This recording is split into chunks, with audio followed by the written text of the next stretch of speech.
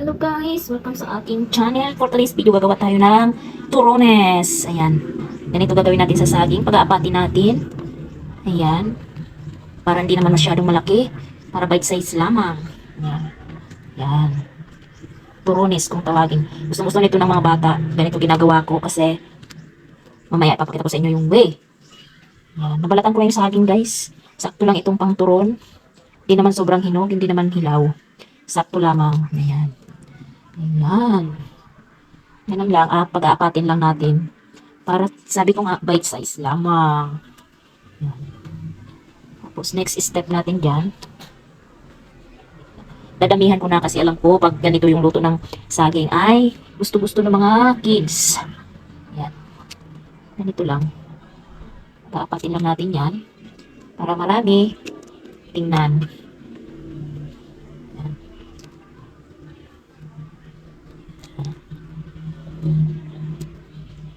Okay. Tapos ito yung ating pambalot. Na maliit lang na size ito. So, hiwa-hiwalay muna natin. Hiwa-hiwalayin muna natin. Kasi hahatiin natin ito guys. Medyo malaki siya. So, wala pa kayo naiisip na snacks ng inyong mga chikiting. Try nyo na yung ganito. Gawin nyo sa saging. Dikit. Dikit siya.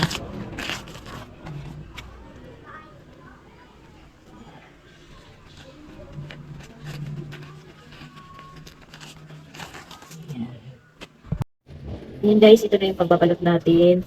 Hinati ko lang sa gitna yung ating pambalot. Ayan. Kasi bite size lamang. Ganito ang kakalabasan niyan. Tubig lang yung pangsalado natin. Ayan, ganyan lang siya. Kasi bite size lamang. Ayan. Ganyan. Tiklop sa magkabilang dulo. Ayan. Kasi pangit naman yung sobrang kapal ng balot natin. Ganyan lang. Ganyan lang. Hanggang sa matapos, ulit-ulitin lang natin yung process na ito. Hanggang sa maubos natin mabalot yung ating mga saging.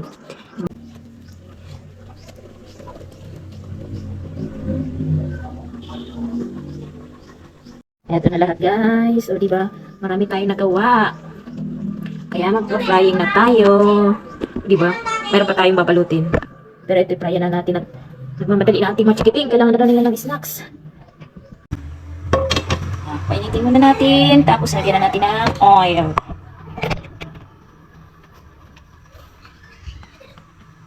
Minola, switch to Minola cooking oil. Coconut oil is the best. Nag-switch na kami dito sa cooking oil na to mga moms. Kasi mas okay ito kaysa dun sa isa. Pero may mas okay pa dito kasi medyo pricey. Yan, dagdagan natin yung oil. Painitin muna natin yan. So, ayun, mga moms, mainit na yung ating muntika. Hinaan muna natin para hindi masunog. And then we fry it one by one. Ayan, nalaglag pa. Marami natin nagawa. Pwede natin ito ilagay sa freezer. Kasi maraming ito. Hindi na mag-aagawa ng ating mga chikiting. Kaya kung hindi kinakain ng saging sa turon ng inyong mga chikiting, ganito gawin mga mayama. Para hindi masayang saging kasi mahal yung saging sa bangayon dito sa amin. Yan. Bite size lamang. Kaya tiyak na mga kakaibla yan. Walang sayang. Kaya ganito na gawin nyo. Ganito naman yung ginagawa ko kasi minsan yung saging sa turon hindi kinakain. Kaya pag ganito ginagawa ko, kain lahat. Kasi bite size lamang. Tayin lang natin mag golden brown. Yan. Tapos balik pa rin na natin para hindi masunog. Yan. Pag ganito yung niluto nyo sa saging, hindi masasayang yung loob. Kakainin nila lahat. Walang sayang kasi dalawang subo lang. Bite size lang ito mga mima. Tapos mamaya, papakita ko sa inyo kung bakit nila gustong-gusto ito. Kasi kakaramelize pa natin ito. Yan.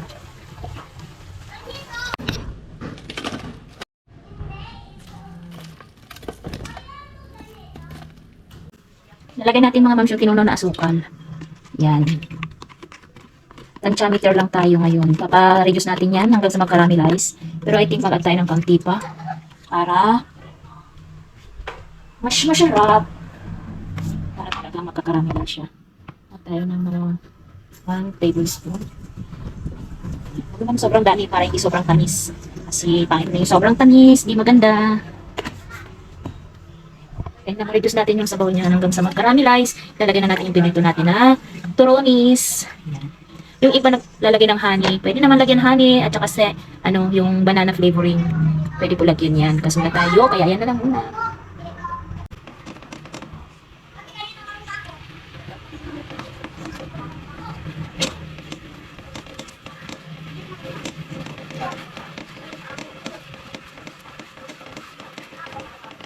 Kasi malapot na.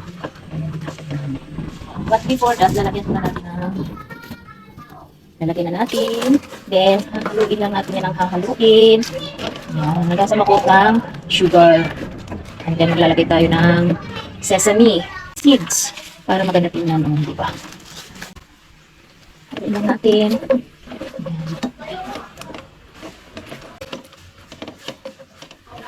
Tiyak na magugustuhan ng inyong mga chikiting pag ganito ginawa niyo mga moms. Pwede na yan. Turn off na natin. Tsaka, dito na natin ilagay. Ayan. Diba? Crunchy pa rin. Pag nahangin lang yan ako, lalong ka-crunchy. Wow. Diba?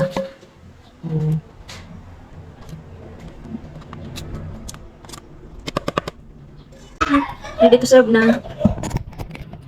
Serve na natin sa ating mga chikiting. Okay, open the door. Ito na yung mga snacks, guys. So, Ay, may ganito. hot pa, hot. Ang nangnam. Ang nam-nam. Oh, Meron din ako konti. Okay. enjoy your snacks, kids. What you will say to your mom for making snacks? Thank you. And, what else? Love you. Okay, wait na. Enjoy your snacks. Alam na ito. Ito, kuya. Wow. Si kuya nahiya sa camera. Hindi nga dito ako upo eh. Baba ka na. Oh, wow. Oh. Ha?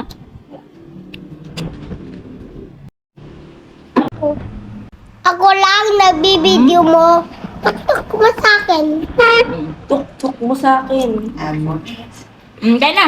Ako naman. Ako naman. Mami, peras lang kami. Saan papalit? Ako. Palit ako lang.